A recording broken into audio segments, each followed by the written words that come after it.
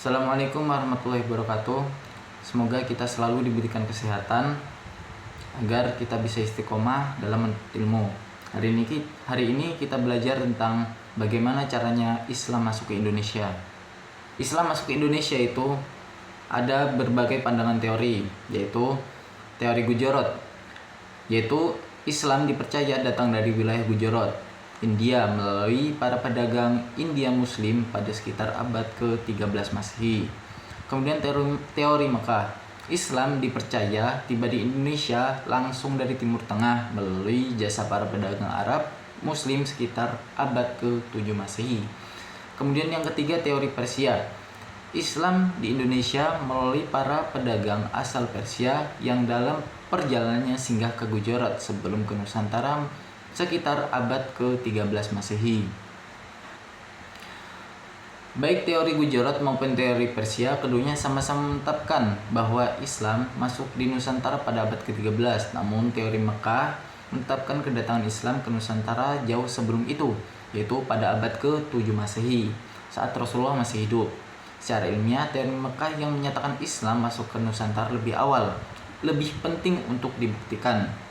Jika bukti-bukti teori Mekah telah dianggap memadai dan ilmiah, maka teori lain yang menyatakan kedatangan sekitar abad 13 tidak perlu lagi dibuktikan.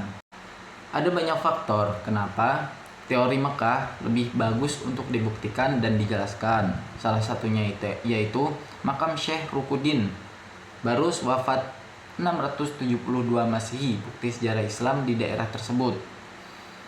Kemudian ada juga temuan arkeolog Prancis Barus abad 6-12 Masehi, perkampungan multi etnis.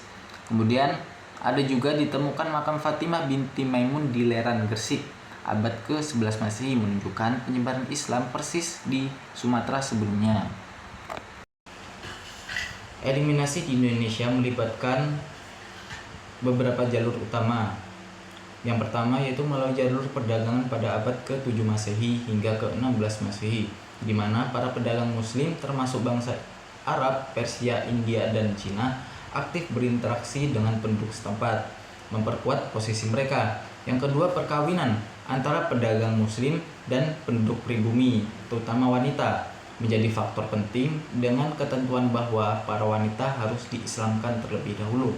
Proses ini meningkatkan status sosial ekonomi keluarga dan mempercepat islamisasi. Kemudian yang ketiga, pendidikan juga memainkan peran kunci melalui pesantren yang didirikan oleh para ulama. Pesantren menjadi media penting untuk menyebarkan Islam tanpa memandang status sosial. Kemudian yang keempat, jalur tasawuf dengan akomodasi terhadap budaya lokal memikat banyak penduduk Indonesia. Sufi menyebarkan teosofi dengan kesamaan dengan budaya lokal sebelumnya, mempermudah penerimaan ajaran Islam. Kemudian yang kelima, seni, terutama pertunjukan wayang oleh tokoh seperti Sunan Kalijaga, menyampaikan ajaran Islam melalui cerita Ramayana dan Mahabharata dengan muatan Islam. Seni bangunan seperti Masjid Agung Demak juga mencerminkan akulturasi budaya lokal dengan Islam. Kemudian yang terakhir, pengaruh politik.